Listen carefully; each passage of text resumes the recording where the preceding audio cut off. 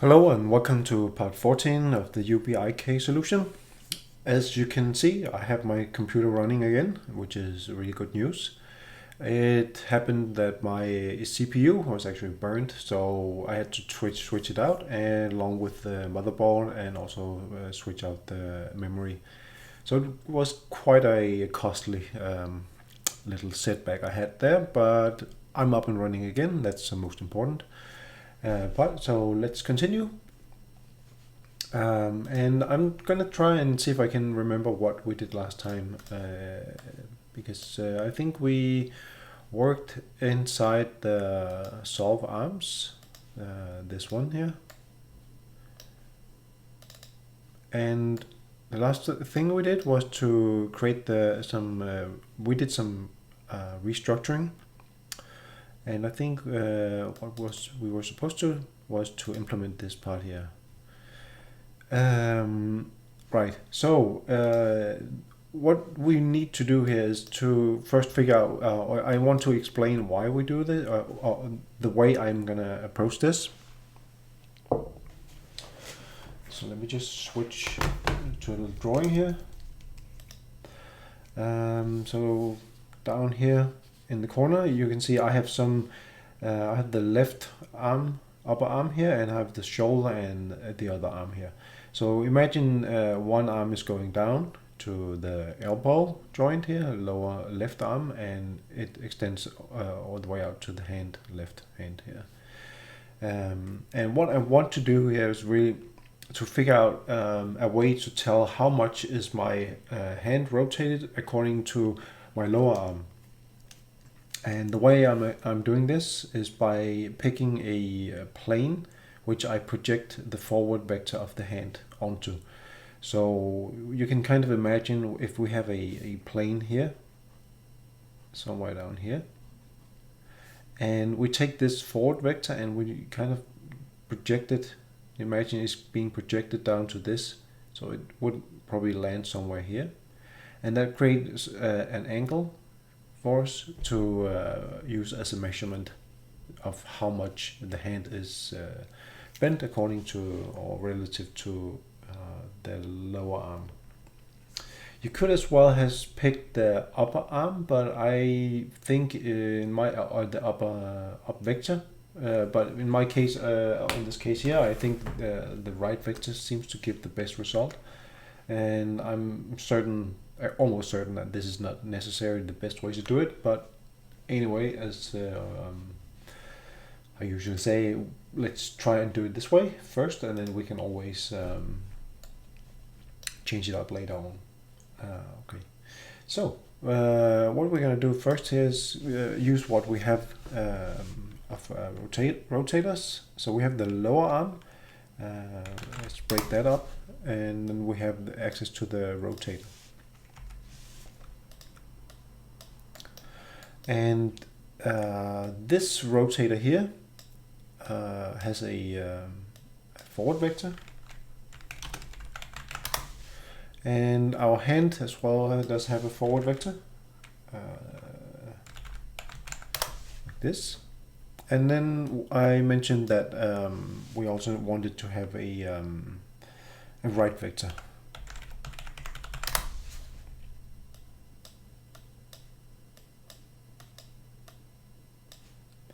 Okay, you know what? Let me also explain it. You can see when I just hit simulate, that's actually maybe easier, an easier way to do it. As you can see, the right vector is the green arrow here at the elbow joint, pointing currently backwards, it seems. And that is probably correct, I assume. So that means that our plane, that plane I was talking about, is perpendicular to that. So let's try and illustrate that actually first, just so I can show you guys what I mean.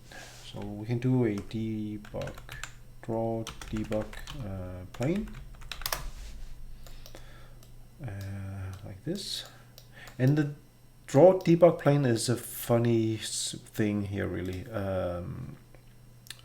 Because it takes something called plane coordinates, which is actually a quaternion or it seems like it's a quaternion of a kind. And then it takes a location, which is also a little bit weird. Because what you can actually do is, if you draw out this, you can type in make, and then you actually get access to a very handy node here called make plane from point and normal. This will here you can just feed in the point, but if you don't feed it in here as well as a location, it doesn't seem to work for some reason.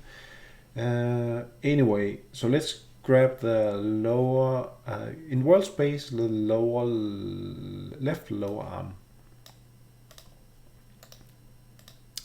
and we can try just insert the location here first, and then we can say the rotator, we want to get the right vector. That's the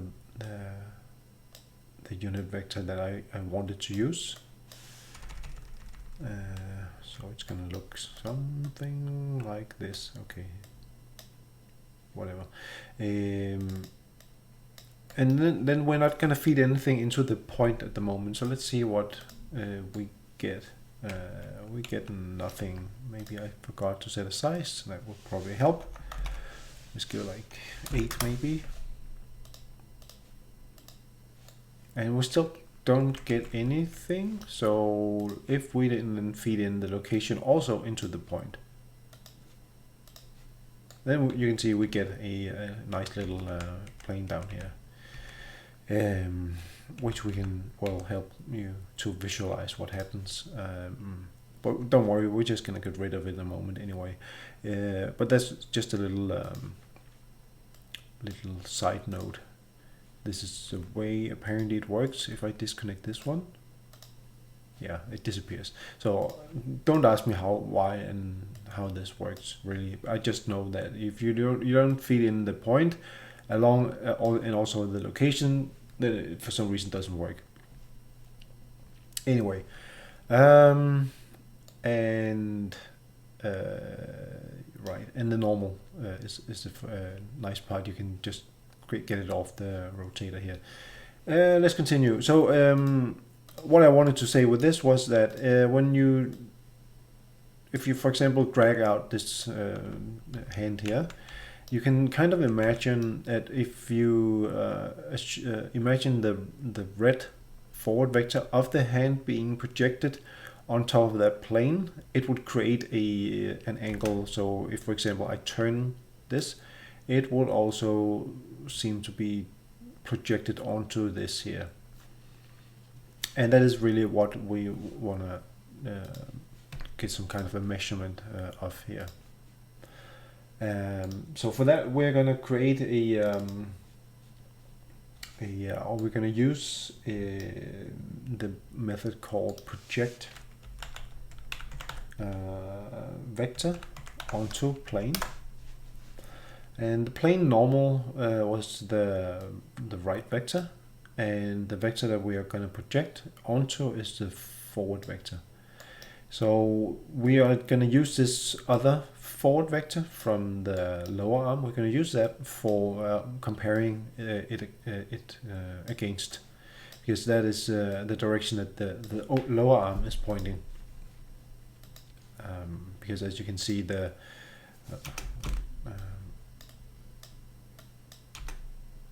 so now the forward vector is pointing this way, but the forward vector of the lower arm is pointing in that direction. So that is these two, the projected version of this vector up here is what we're gonna try and get a measure of. And the way we do this is, once we have this projected vector onto plane, it's not going to be normalized. So we're just going to normalize this so we can do another assumption in a moment. So normalize this. So now we have a unit vector here, and we have another unit vector here. And if we then subtract these two from each other, then we're going to get the difference between them, and it's going to create, how to explain this, we will use this to get the I'm thinking maybe there's an easier way to do this. We could use a dot product really. Anyway, never mind. You could use a dot product in this case instead. But since I just made this cosine rule function here, I'm just going to use that instead. But nevertheless, do change this up to a dot product instead if you want. It's going to work anyway. So what I'm going to do here is I'm going to get the vector length of this and use that as the opposite, and then we know for a fact that the two other sides of this triangle is going to be 1, and this is actually going to be our angle. So that's not really much else to it at this point. So this is going to go all the way here, and then just connect this up here.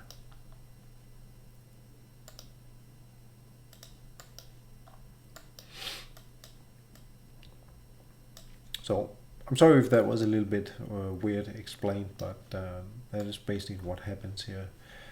I'm thinking if we should do a debug print of this. I think we should do a debug print. Yeah. So what we get out of this here is an angle. Let's do a print here,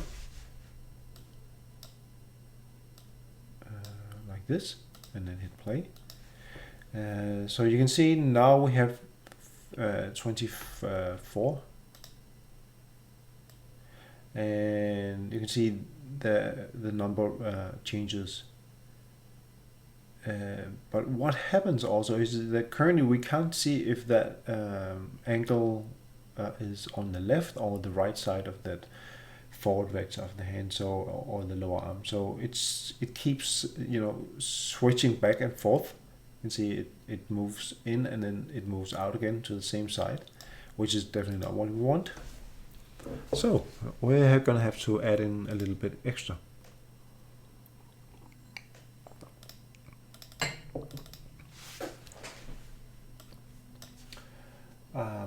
So out of this cosine rule here, we're gonna get a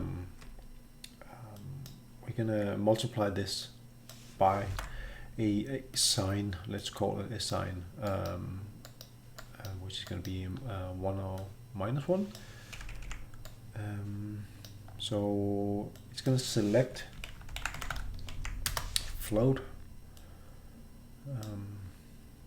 1 or -1, depending on which side it's on. And the way we can figure that out is to say if we take the normalized vector here, and let's see, we want to cross, I believe, this one here with the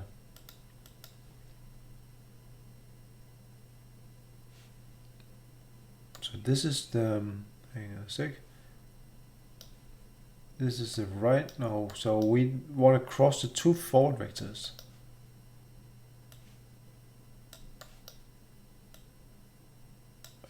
Is that correct? No, of course not. It's a projected vector we cross with the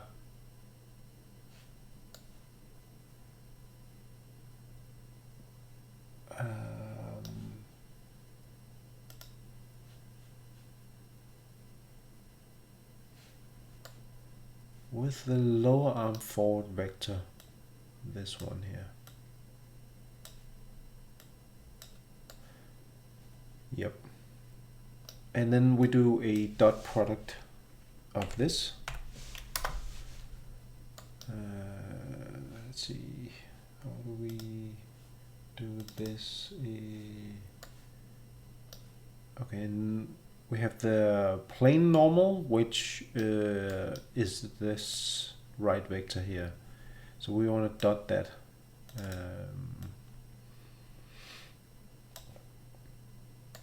Right. And if this is less than, let's just pick less than here. This is less than 0.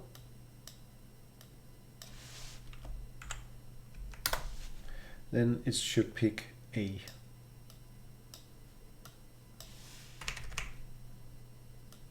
I am pretty sure this works, or this is correct at least. So now it turns this way and then it turns the other way, as you can see. So we'll test this in a moment in VR, and maybe I switch something around. I'm not entirely sure at the moment. So let me just check if I got all of it. Yeah.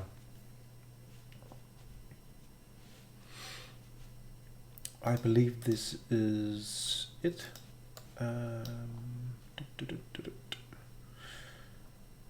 So this is the rotate elbow by hand rotation, and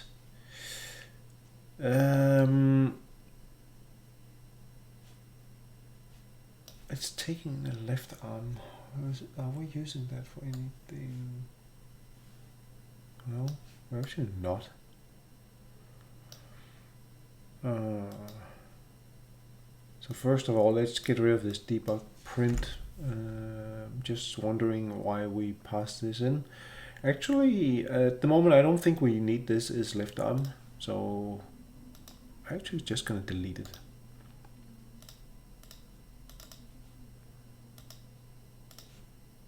Okay. And so let's also add in another thing. Oh wait, let's test it first. So let's, hello.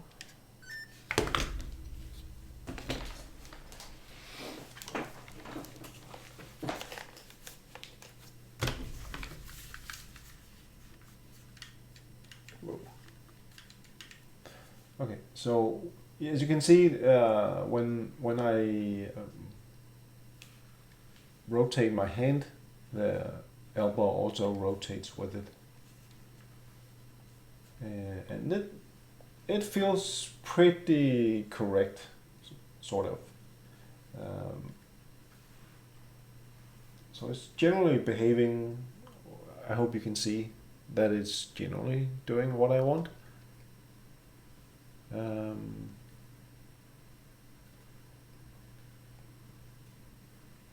So yeah, this you could definitely work with. I'm pretty sure it's. I mean, it's actually working better than I thought. I was gonna add something else. I'm not really sure I want to do that.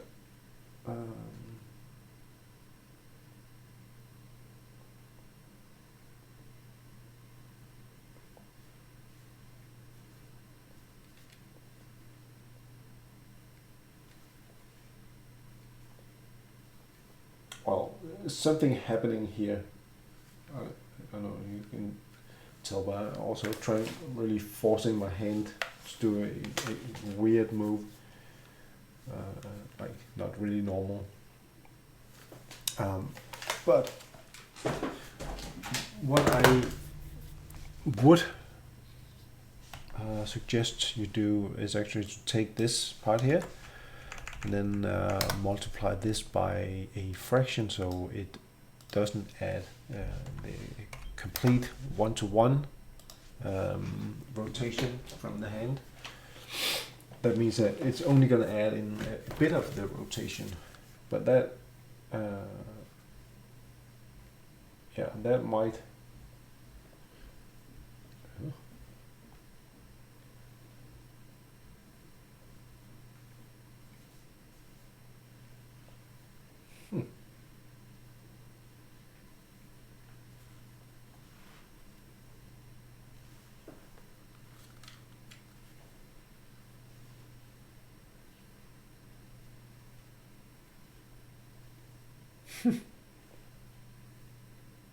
I must admit I'm a little bit confused. This is actually working better than I hoped. Well,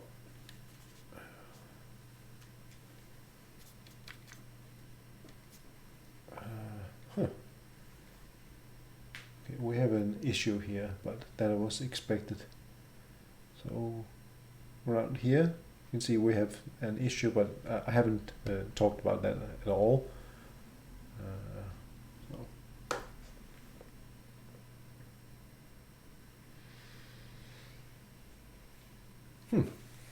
Interesting. Okay, but anyway, I think you can, if you follow along with this, you should definitely play with these settings yourself. And while I remember it, I think we're just going to take this debug plane and turn it off, because it's currently just confusing me. So when I move this one out and then I turn my hand inwards, you can see the elbow turns outwards.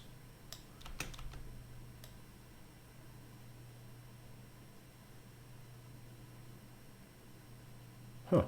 Yeah. Well, I'm not going to touch any more of this. I was actually planning on adding in a little bit more.